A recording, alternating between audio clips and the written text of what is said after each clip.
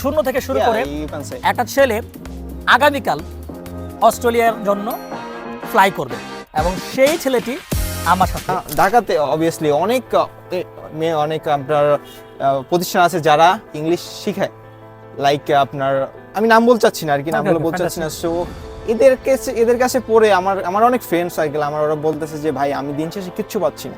আসসালামু আলাইকুম ওয়া রাহমাতুল্লাহ। আমি জীবনে অনেকগুলো ভিডিও বানিয়েছি, বাট আজকের এই ভিডিওটি টিল নাও বেস্ট ভিডিও।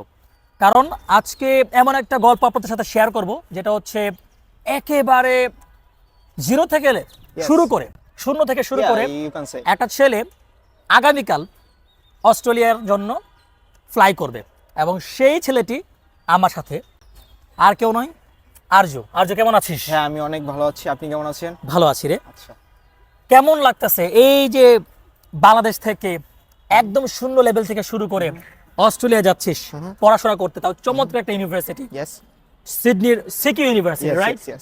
পৃথিবীর সেরা ইউনিভার্সিটির মধ্যে একটি। কেমন লাগতেছে বল? Actually, আমি অনেক হ্যাপি এখন because of I got a chance to study at CQ University before 2 months ago, and আমি আর একটু বেশি হ্যাপি কারণ আমার ফ্যামিলি আমার থেকে যেটা এক্সপেক্ট করছিল যেটা তাদেরকে আমি দিতে পেরেছি, অ্যাজ ওয়েল অ্যাজ আপনি ভাই আমার অ্যাজ এ ইনস্ট্রাক্টর হিসেবে লাস্ট 1 বছর ধরে আছেন, 1-1.5 বছর ধরে। আমি প্রপারলি তাই একটা মনে নেই। সো আমি হ্যাপি যে আপনাকে আমি কিছু উৎসর্গ করতে পারছি আপনার জন্য, বিকজ আপনি অনেক হার্ড ওয়ার্ক করছেন আমার জন্য, অ্যাজ ওয়েল অ্যাজ আপনি আমাকে যেটা বলছেন ওইগুলোই করছি। আমার ফ্যামিলি আমার উপর একটা আস্থা ছিল যে না আমি এটা পারবো। So I did this actually. Fantastic. I am so happy for that. That. So last nearly 1.5 বছর ধরে ও পরিশ্রম করতেছে এবং আইএলটিএস এ 2 বার বসেছে। একদম ওর লেভেলটা যদি বলি একদম জিরো লেভেল ছিল, মানে ইংলিশে বাক্য তৈরি করার মতো, ও গ্রামারে ভালো ছিল, কারণ গ্রামারে ভালো ছিল, বাট ইংলিশে বাক্য তৈরি করার মতো যে ধরনের ক্যাপাবিলিটি প্রয়োজন ছিল সেও তার ছিল না। ওই জায়গা থেকে এত পরিশ্রম সে করেছে, এত পরিশ্রম করেছে এবং সে প্রচুর পড়েছে। পরিশ্রম, পড়াশোনা সবকিছুর একটা কম্বিনেশনে আজকের আরজু এবং আগের আরজুর মধ্যে হিউজ তফাৎ এবং অনেক পার্থক্য। তো আরজু, যারা শূন্য থেকে শুরু করতে চায় তাদের জন্য কিছু বল। আসলে অনেকজন ভয় পায় যে ইংলিশটা তো আমি পারি না, বাক্য তৈরি করতে পারি না, তাহলে কি আমার কি শুরু করা উচিত কি উচিত না? আসলে আমি এ বিষয়ে বলতে চাচ্ছি যে আমরা অনেকে আসলে ইংলিশটাকে অনেক কমপ্লিকেটেড হিসেবে দেখি, অ্যাজ লাইক আমরা অনেকে মনে করি যে এটা আমাদের সাথে পসিবল হবে না, আমরা কিভাবে একটা ল্যাঙ্গুয়েজ থেকে বেরিয়ে এসে অন্য একটা ল্যাঙ্গুয়েজে নিজের সাথে খাপ খাইয়ে নিব। বাট আসলে তারা যদি এই টপিকটা গ্রহণ করে, লাইক আপনি দেখেন যে অনেকে আসলে ফার্স্ট অফ অল যখন 1-2 দিন প্র্যাকটিস করে ওরা মনে করে যে না এটা আমার দ্বারা হবে না।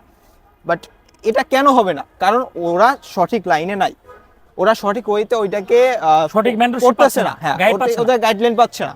এজ লাইক আপনি দেখেন এই ঢাকাতে অবভিয়াসলি অনেক আপনার প্রতিষ্ঠান আছে যারা ইংলিশ শিখায়, লাইক আপনার আমি নাম বলতে চাচ্ছি না আর কি, নামগুলো বলতে চাচ্ছি না। সো এদের কাছে পড়ে আমার অনেক ফ্রেন্ড সার্কেল ওরা বলতেছে যে ভাই আমি দিন শেষে কিচ্ছু পাচ্ছি না।